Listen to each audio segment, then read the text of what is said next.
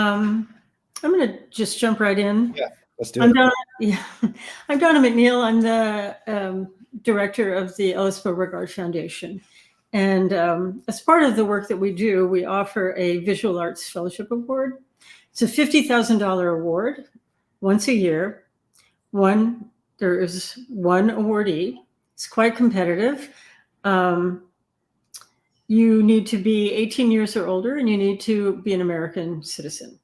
But I've really tried to make the application process super simple, in that all that's required really are 10 work samples, a resume, and of course your contact information. And I would say about that with anybody who's interested in getting any grants, it's really important to keep a digital portfolio handy with really professionally photographed images, so that you have a ready toolbox and you can apply, when you hear about things. So we also do not select the awardees ourselves.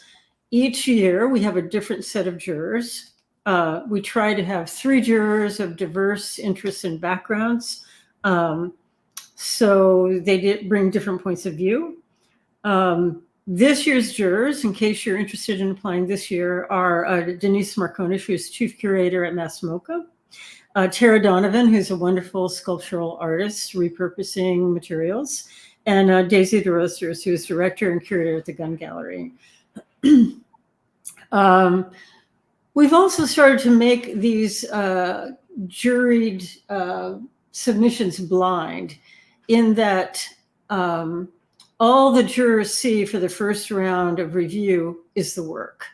We really believe that this award is about the work and the work alone. And if people start looking at your resume and they start seeing like, oh, I love that gallery, or I went to school there too, or I know them, I think that gets in the way of a really objective kind of curatorial eye. So we limit that until the very last round of 4 or 5 people, and then maybe that information might feed in, but we try to make it as clean as possible, only about the work. We tell the jurors there is one criterion only, and it's called artistic excellence, which seems like kind of a fuzzy term. But I love to quote Emily Dickinson to kind of clarify what that means. And she said, if I feel physically as if the top of my head were taken off, then I know that that's poetry. And that's kind of, I know it's very visceral and it's very kind of personal, but we ask people to really love. It's really a broad term too, but I think you get where I'm going. So that's kind of the basic outline of this grant. We use an online juring process called Submittable. It's pretty easy to use, sort of friendly user interface. But I really want to bring Wade Kavanaugh into this conversation. So Striped Canary, which is an artist team that's been working together a long time, and Wade Kavanaugh is part of that with Stephen Nugent. And they were our very first awardees, our inaugural awardees in 2018. And I really want Wade to talk about his experience of application, how he heard of it, why he applied, what the process was like. So Wade, please jump in. Well, thanks, Donna. Thanks for having us today. Stephen regrets not being able to be here. His workday has just run a little bit longer. Yeah. I think for us, like the EBF Foundation was a little bit of an enigma. Like we had heard rumor of it happening, and I think we actually had a friend, that I don't know, had early track that had heard about the position of the executive director, and so we had heard a little bit about it, but we didn't really understand what it was. And then putting out the award of that size, and I can't remember if the first year if it was limited to Maine artists or not. It was limited to Maine artists, yeah. But just until 3 years ago, yeah. And so that, at the time it was a $25,000 award, which made it the biggest art grant in the state of Maine by far, probably the biggest art grant in New England. And so that's big news. And so we wanted to throw our chips in and couldn't have I mean, it was amazing to get that call that we got, been the first awardees. Yeah, it was a great experience for us. Yeah. So, you and Stephen threw your hat in, and I imagine, I don't know for sure, if you're pretty seasoned grant applicators. So the process wasn't daunting. Did you feel it was fairly streamlined? Yeah, I mean, I think I'm kind of imagining, I'm not sure who's out there watching this, but I imagine that it's other artists. And I think as an artist, you have to really think about what your chances are in this pool and how much work it's going to take to get that grant out there. Applying for a Guggenheim is a ton of work, and your chances are really minimal of getting it. And so it's not something you do all the time, unless you feel like you've really, got a good shot. And so I think the lower the barrier, I think the EBF is really smart in having a low barrier of entry. I think it's 10 slides, your resume, maybe a cover letter, but it makes it super easy if you have those slides ready, just on your desktop to put in an application in a half hour, and so hopefully people are doing that, because it's a great opportunity, especially with this jury, to get your work seen by. I mean, Denise is my favorite curator in the country. So I think that's just such a great opportunity.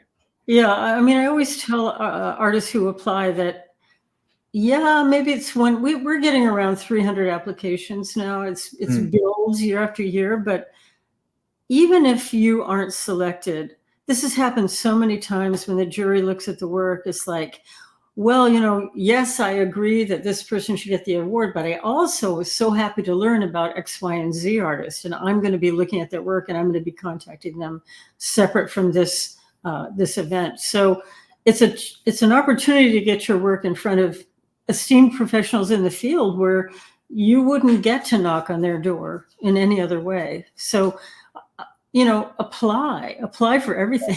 I think it's and this is a pretty easy application. Yeah, I think that's a really good tip. We do that a lot of just, I feel like leading up to the pandemic, we had a bunch of international projects lined up, and then they all went away. And so now those international calls are starting to come back, and some of the jurors there are people that, I live in rural Maine. I am never going to meet that person at a party. Right. And so the opportunity to just spend a half hour or an hour putting an application together just to get your work seen by that person, I think is, really, it's time well spent. Yeah, totally worth it. And another thing I feel pretty firm about is to have an open call, to welcome everybody to apply, and not have a nomination process. I feel like that's really an insider group kind of thing. And we have found so many great artists that nobody would ever have nominated. Right. I'm thinking of Reggie Burroughs Hodges as somebody who was completely unknown when he first applied. So, pulling people in, who are completely unknown and giving them a chance, I think that's what the open call does versus the nomination process. It's a lot more managerial work because there's a lot more applications that come in. But I think that's a chance we're willing to. That's a sort of a managerial load we're willing to bear. How does that work? If you have 300 applications, do you have? I mean, is the jury going to look at every single application? Well, the way that we've started to do it once the application pool got that big was to sort of divide it. So we have 3 jurors. We give them, say, 100 applications each, and ask them to bring forward 5 to 10 of their favorites. And then everybody looks at that top pool. So you're going to have at least one of those people looking at your work the first round, and then hopefully the second round, all three people will be taking a look and discussing it. And so far, I mean, I'm not really in favor of having a 2-tiered jury system. That's also that. I think we're getting to the weeds here, but that's kind of how it works. So they each take 100, they whittle it down to 5 or 10, and then they all talk about it. And that's when we release the resume information. Well, I think that's important information. I think as an artist applying to think about, we get mixed advice sometimes about how to put our portfolio together. Like sometimes people are like, oh, we really want it chronologically so we can see the development of your work. And other times people are like, put your best image first so that it's like the attention grabber. Nobody cares like how your work is lined up. We can sort that out later. Use those 10 images to hit. And even if it's like, for us, since we're installation artists, we'll often like decide to show 3 projects instead of 10. And so you really get like a sense of the breadth of the project. And so I don't know how that falls with the jury. Do you think that's like good advice to like focus and cluster, or what do you think? Well, I think it's individualized according to your practice, but I always say, punch them hard coming out first, because they're looking at so many of these, you need to get their attention. Yeah. And what's going to do that? They want to, boom, see something that absolutely blows the top of their head off. Yeah. Right away. And then, yes, the information will fill in. And, we also allow details and installation shots if that's beneficial to showcasing your efforts in the best way possible. But for each artist, it's going to be different. But I can't stress enough to have professionally taken photographs that are well lit and show the work off to its best advantage. So we, in the question and answer period, we'll have a few more opportunities to talk about details if people want to get into that. But let's talk about what happened after you got the award. Yeah.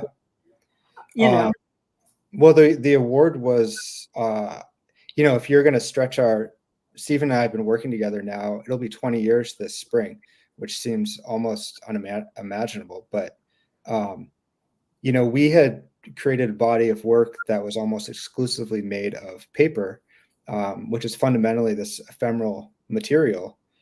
But people really responded to the scale of the work, the gesture of the work, the content of the work.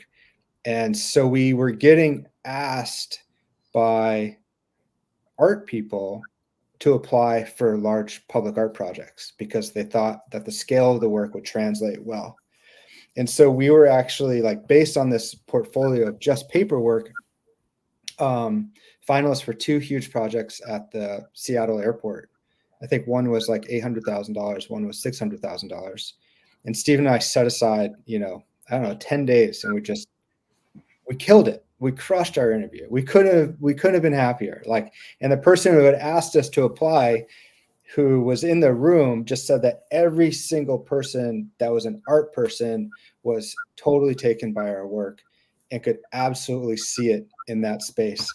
But then there are people from the airport, and they could not understand how our work in paper was going to translate to the public realm.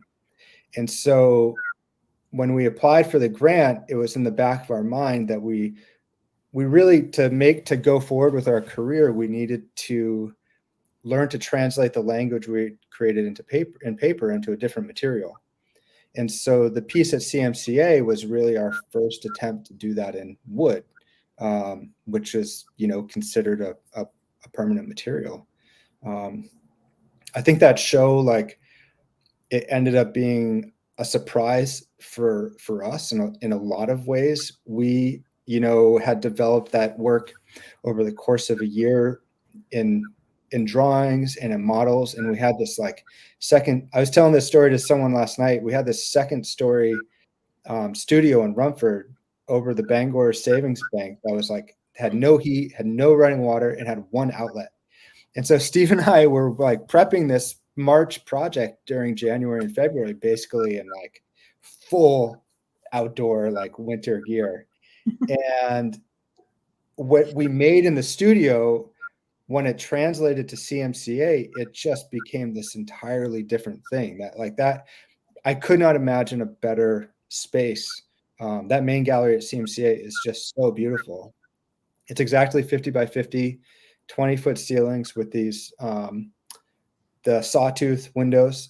So you get this really even, like northern light. It's gorgeous. But we were making a show in March on the coast of Maine.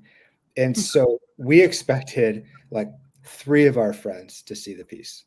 And it just became this phenom that blew us away. And the images that came out of it, that was the other thing, like having Dave Clough a part of your community in Rockland, like he is just such an exceptional photographer that being able to leave that exhibition with those incredible images has just been so valuable for us. Like, and then to bring this story full circle, like we then applied for another public art project and we got it, which was amazing. So that work and that grant and that exhibition really was pivotal in the course of our career.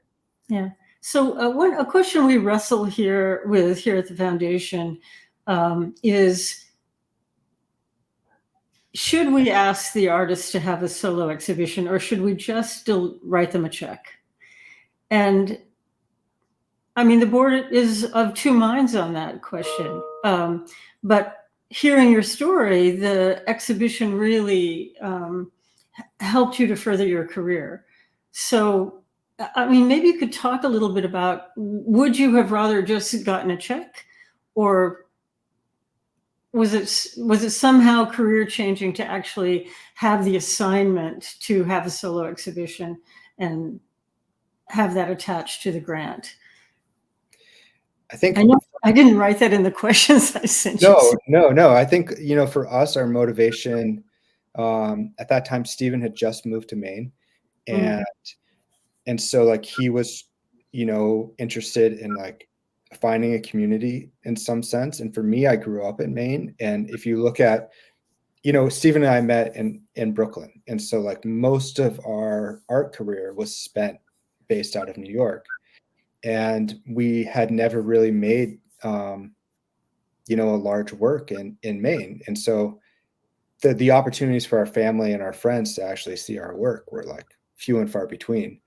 And so that was motivating for us to be able to do that. I think if, let's say I was like a Los Angeles artist and applying for EBF and it had this exhibition, I think it would really just kind of depend where I was in my career, if, and how the timing and the narrative, and like, if I got to bring my family to Maine in the summer, then boom, that's easy. It's like the exhibition's going to be an amazing opportunity. But if it does, it really depends on what type of work you make. For us, since we're installation artists, like committing to do an exhibition is a really big deal. We do like 1 or 2 a year just because it's so logistics intensive.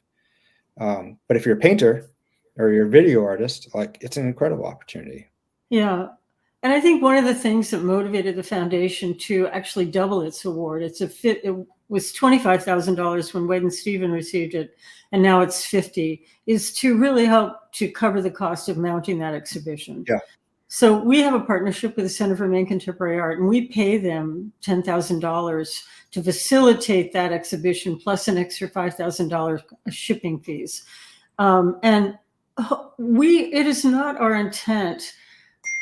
The award is the award. It's not our intent for the artist to have to use that money to mount the exhibition. So I think it's an internal and external discussion about how can we make that best work for the artist with that intent in mind. And those are the kind of questions that we as a foundation wrestle with. Like,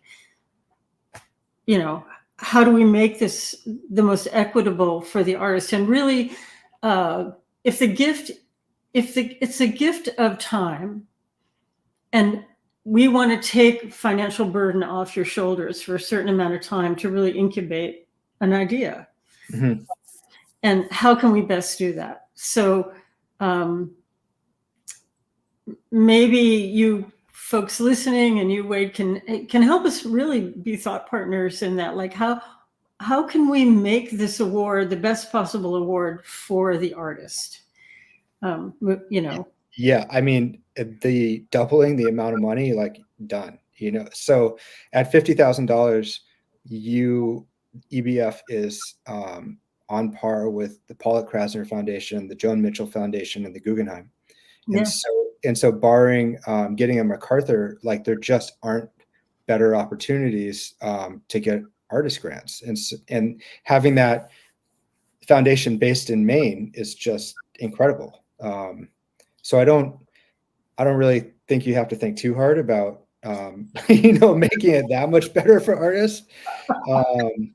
I think, and just to go back to the show, like, that really, they allowed us to make that gallery into a studio, and it really allowed us to let that work evolve over the 3-work installation period. And I think that there aren't many places like that. That's what Mass MoCA was for us, and it's like, it really was a laboratory, and we got to make a work that we couldn't have made anywhere else.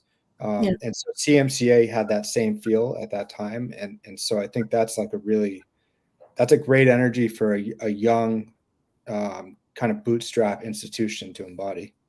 Right. So you can really work with them in envisioning pretty much anything that comes to mind, and they're open to it. Yes, absolutely. I mean, to see the amount of lumber that got hauled into CMCA for your installation was phenomenal. Yeah. No, it was like, and we didn't know that the piece was going to end up being that immersive. It just needed to have the presence in that room. It just had to keep getting bigger. And that's why I think I don't know how much money we ended up spending on that show, but it was definitely more than 25 grand. But it was all worth it. It was great. But the curatorial experience was one of a complete openness and willingness to help you envision your own vision. Is that what you're saying? Oh, yeah. And like I said, having the takeaways from the show, those high quality images, like that piece, that piece got seen in a lot of weird Instagram art and architecture things. And so we just started getting these invitations. Like, we had a show in the UAE because of that piece. Wow. We got these, all these kind of random invitations. A lot of those things ended up falling through because of the pandemic, but hopefully someday they'll come back. And the brochure, has been like one of the best takeaways for us, to have something physical come out of that show, where there's this commissioned piece of writing about our work. Yeah. It's so valuable. Yeah. Thank you. Yeah.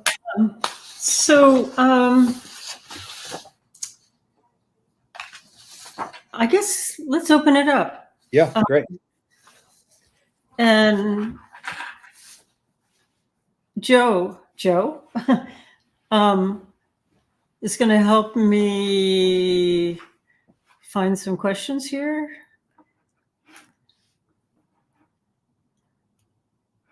You must have questions.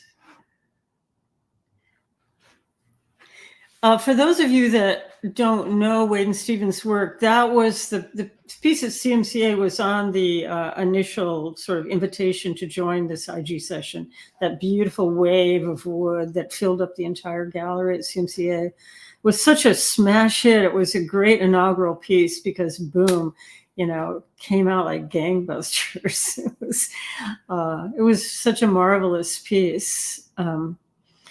We've been incredibly proud of all our awardees, and each one has been so different. Question about application. Absolutely.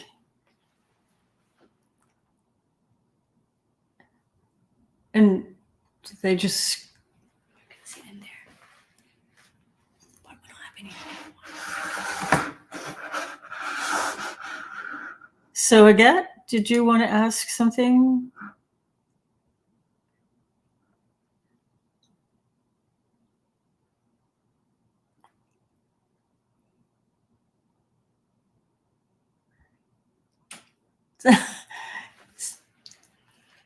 Anybody else?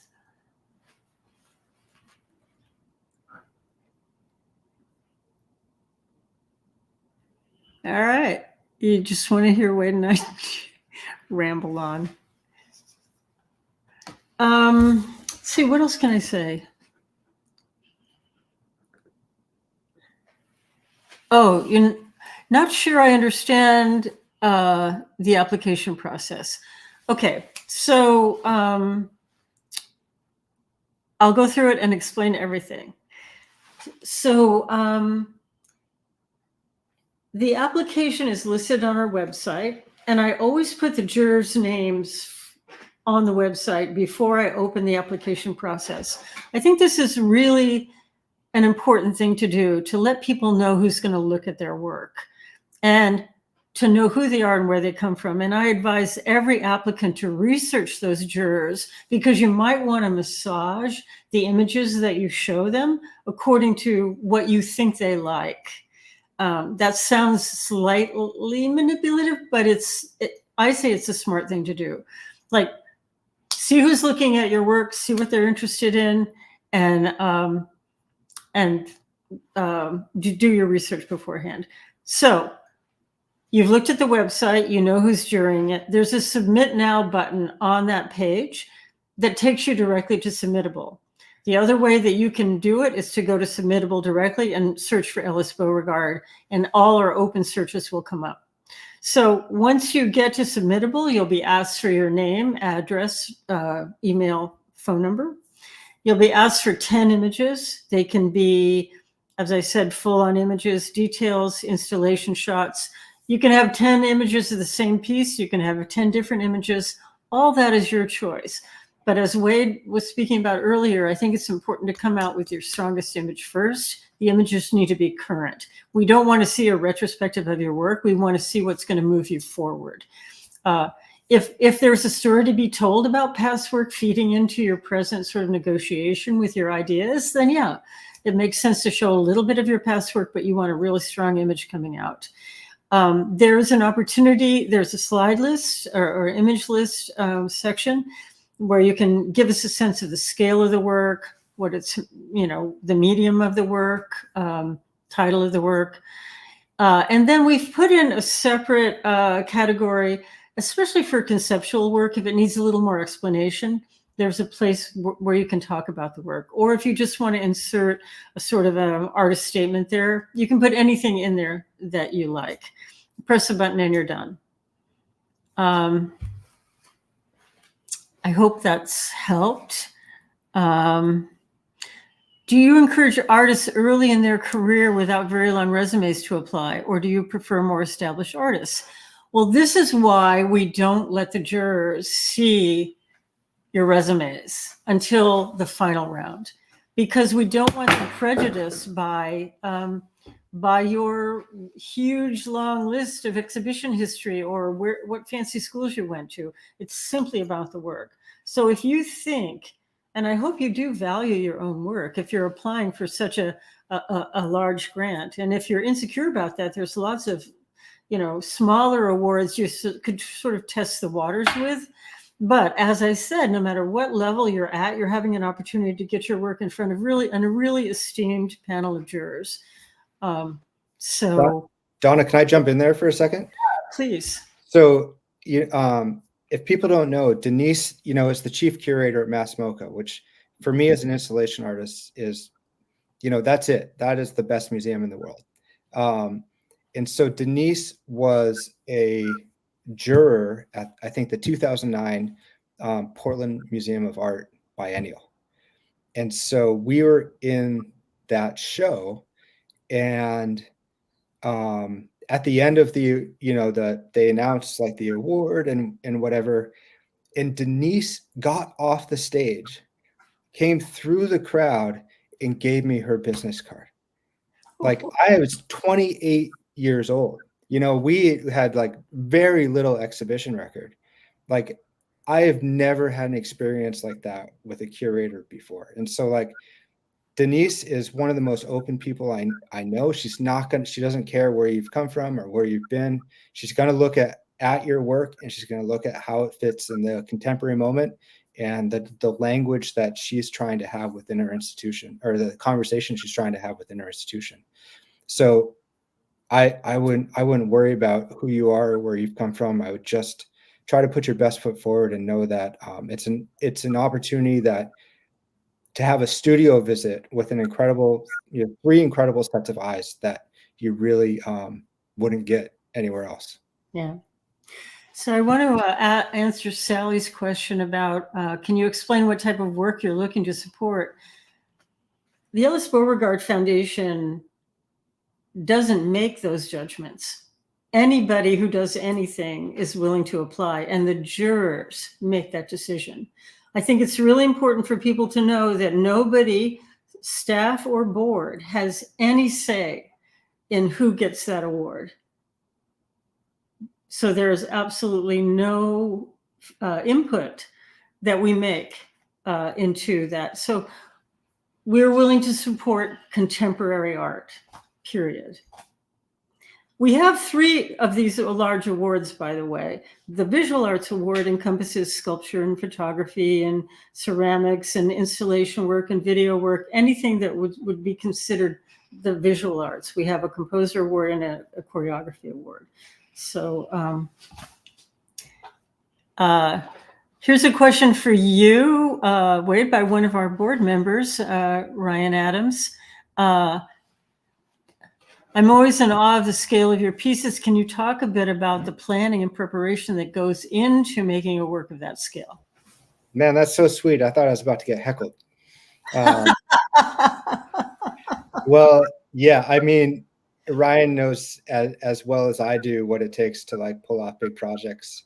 And, one of the most important lessons that Steve and I have learned is to give each project its time. And I think we've been able to do the work that we do because we've become good project managers, and thinking about all the steps and all the logistical things that are not the work, but that take a lot of energy, and trying to make mental space for those steps so that when you get up to the T, like you really are ready to clear your mind and do the best work that you can.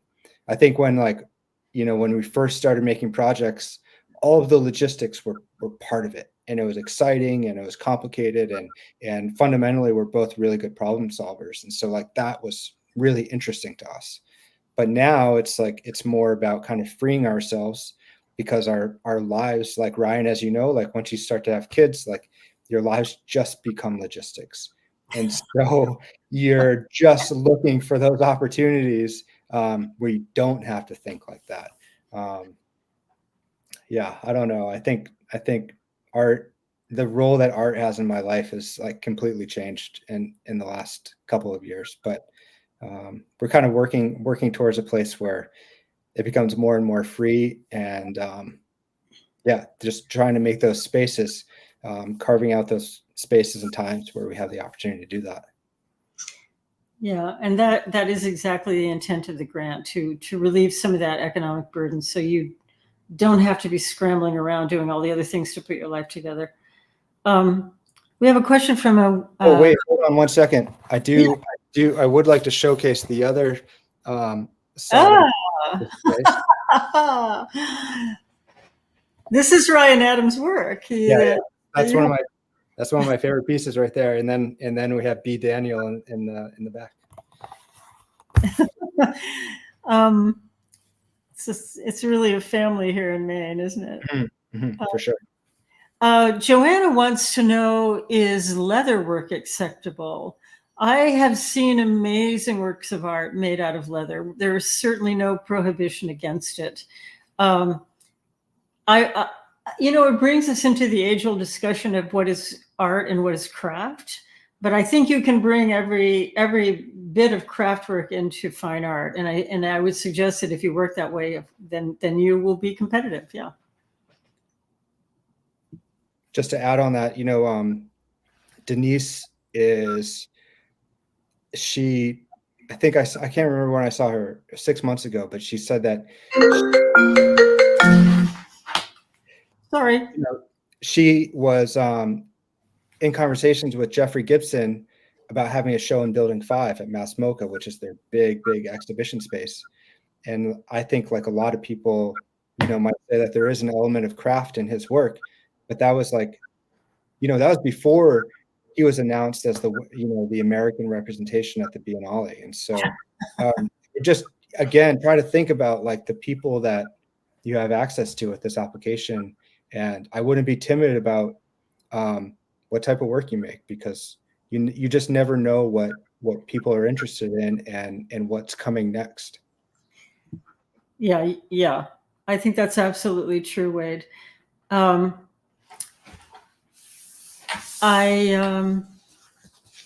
don't see any more questions. So I want to thank you so much, Wade, for taking the time, and all of you who took the time to pop in and listen to this. I think we're going to try to do it with all our awards, so you get a sense from somebody who's actually applied and gone through the process about what it's like. And in closing, I just really want to know you'd all to know how much we support artists. We are here. We're one of the few funding organizations that gives money directly to artists. There's usually this trickle down idea. If you fund an institution, the money will eventually get to an artist.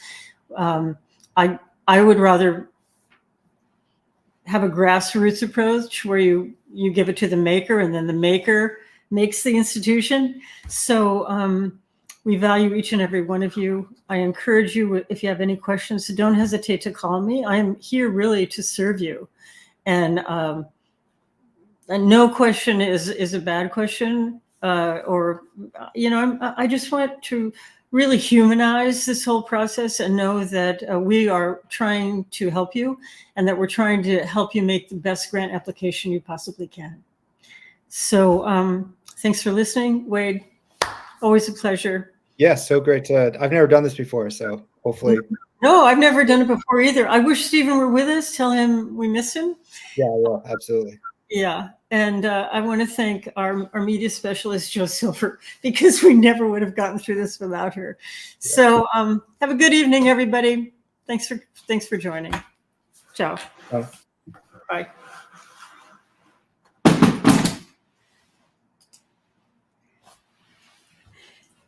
He lived. Oh my God. So clumsy. Good. Yeah. I thought that was awesome. Yeah. And people at the end were sending like, thank you. Like, thank you. Like, this conversation was great, super helpful. Oh, good. So yeah. Do we have that? I don't know how to start archived. And I think I have to check on Instagram because they're supposed, yeah. I'll check on that and we'll get better on this. Yeah, I need to check where. I need to close this one.